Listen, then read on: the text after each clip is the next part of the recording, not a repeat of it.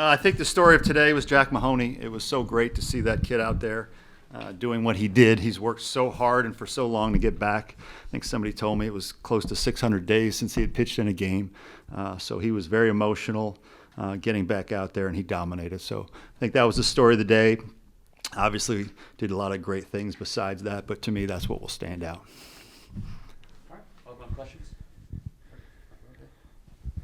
Go ahead. Mark, you mentioned Jack. Did you sense any nerves of him, any trying to maybe hold anything back, just getting back out there the first time? Not really nerves. I just think he was very anxious, and he knows how much work he's put into this thing for so long that he just wanted to go out there and show the world how much better he's gotten. And his last start in spring ball was really good, and then to see what he did, he translated that to today's game. 9 strikeouts with no walks. It's tremendous.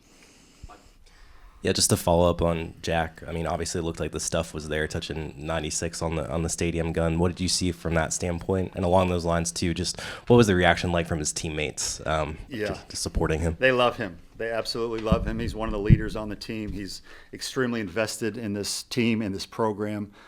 He's so proud to be here, and he bleeds the garnet and black. And seeing him come off the field and him getting the hugs that he did was tremendous.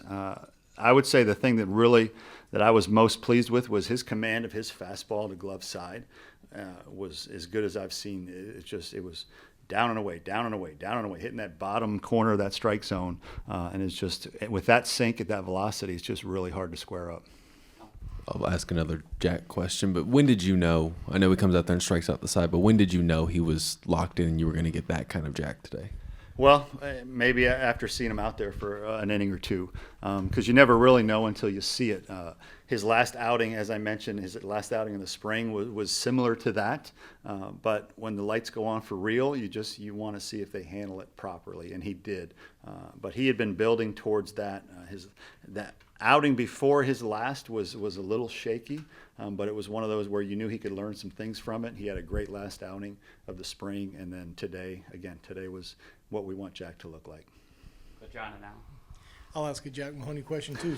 I think we've just set a record. Yeah, it looked like he almost tackled you in the dugout when he came off the field. What, just to see that kind of emotion from him after the fact. I mean, what did that do for you? It was great. Look, there's a lot more to this than wins and losses, right? There really is, and he's such a great kid. And our relationship is very strong and goes back a ways now. So, yeah, just a lot of love right there. A lot of love. I'll go away from Mahoney. We didn't see either Eli this weekend. Is there a midweek plan yet, or are you still going to wait till Tuesday? Yeah, you'll see both those guys Tuesday, Wednesday. We do have a plan that we're looking at. We won't release that quite yet, but yes, the plan is, again, there's some guys that didn't pitch this weekend because of the scores that will be key guys for us on Tuesday, Wednesday. So there's some guys that didn't pitch. It's not because they weren't good enough to pitch this weekend. It's because there's a plan, and you have to try to space out, your guys and how you use them.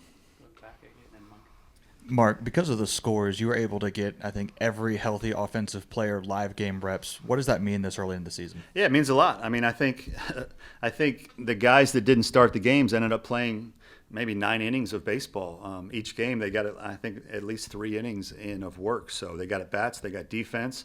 We're able to see some guys in different spots. You saw we started the freshman Petrie today in the DH spot, which moved Horning to the outfield. So we're still in that stage where we're nothing is permanent with any of our guys. It's all what's the current look. And today we looked at certain things. And again, when guys get opportunities, Madden went in there and hit a homer. And Petrie got his shot, and he went 2 for 3. Before today, hit a homer today. So if you're not in the starting lineup when you get your chance, you need to get our attention. And a lot of guys have done that for sure. Mark, kind of like the other night, we said, one game, now it's just one series. But in terms of Monty Lee, his impact already, we saw from an offensive standpoint just this weekend. What has he been able to do to just be able to help give a spark early on to your guys? Yeah, he's really done a great job with our hitters in terms of just the daily approach, the daily preparation. They get challenged every day with machines, and he's always talking about approach and how to attack a pitcher. And it's been a really great a really great thing for us. And what I'm most impressed with is he didn't recruit any of these guys. Not one of these guys did he recruit, yet he's creating a really nice bond with them. And I think they trust him, he trusts in them, and just it's a nice situation for sure. Michael. You've joked a little bit about the length of the game, but just kind of curious now that you've seen pace of play, some of these tweaks in action, what are your thoughts on it? And does it change things that you do from a coaching standpoint at all? I mean, it changes some things very, very small in terms of I have to give signs quicker, and I don't give as many signs just to speed up because a couple times you saw their pitchers quick pitched our guys. Stone, I think they got him one time. So I think all in all, it's very positive. I mean, a 2-hour and 30-minute game is much better than a 4-hour game, I think, for everybody involved, fans, media, coaches, everybody. So I think it's all in all, it's been very positive so far. You're right, John. I'll stick on that topic as well. The SEC put in a rule with the seven inning 10-run deal if coaches outside of conference agree to it ahead of time. What's your thought process on that? What was the thought process this weekend at least as well? Yeah, there was no thought of that this weekend for the exact reason that we just talked about, I think, a couple questions ago. When games become what they were this weekend, you want a chance to get your role players or your reserves in the games. And so we probably will not do the 10-run rule outside of conference. I think during conference, when everything is much more compressed and you have Thursday, Friday, Saturday games, I think it makes a little bit more sense to not stretch your pitching so thin because you already are doing that with some of the short weeks they give us because of TV. So I think that part makes sense. But early in the season when we're playing games like this, it's an opportunity to get guys in the game that if you shorten the game by 2 innings, you won't be able to do that. Mark, got 2 for you, but with Draper, it seemed like he was keeping you guys off balance to the Yeah. first 4. What changed in the 5th inning there to kind of get you guys to break through a little bit? Yeah, he's a good pitcher. I mean, I think they saved their best for last. He was their closer last year. He had stuff that you would see at higher ends of college baseball. It was 90 to 92 with some really serious sink, and also had a slider that kept us off balance. So he was he's a good pitcher. He's a good college pitcher, and took us a couple times through the lineup to figure out how to attack it. I think Wimmer's RBI up the middle kind of opened the floodgates and took a little bit of that pressure off, and then from there the guys just really were locked in. And I know 3 games is an incredibly small sample size, but what do you feel like you learned about your team through these first 27 innings? Well, I just think, what we've been seeing for the most part is what we saw this weekend. Our hitters performed a lot better this weekend than they had been doing in inter squads. And our question as coaches was that an indication of the hitters or an indication of the pitchers? I think the truth is probably somewhere in the middle.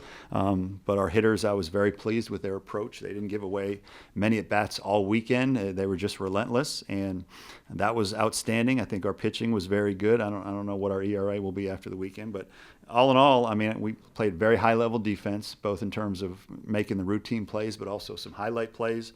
Took great at-bats all weekend, and our pitching was what we wanted to be.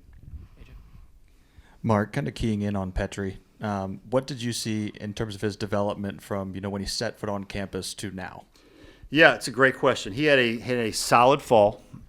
He took a little bit of a step back early in the spring.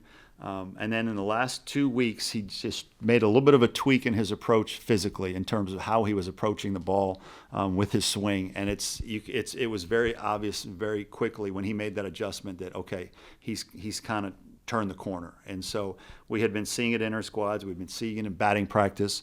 His at-bats this weekend were very good. 2 balls, 2 line drive hits, 106 plus.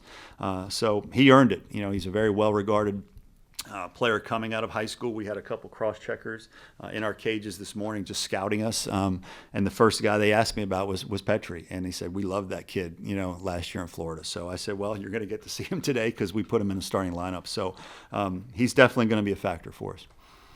Any more questions for Coach? Take one more.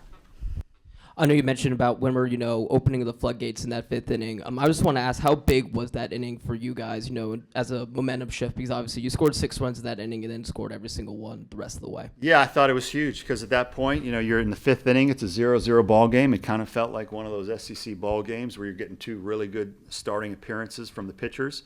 And who's gonna flinch first? And I thought, it was 2 outs. It was man at second base, and Wimmer got that ball up the middle, and it just kind of released that pressure a little bit and allowed everybody to relax. And that's what you want your stars to do. That's what you want your upperclassmen to do. As we say, they've got to be the first ones through the wall, and then everybody else can follow. And that's exactly what he did. Thanks, Coach. All right. Thanks, everybody. All right. Have a good rest of the weekend.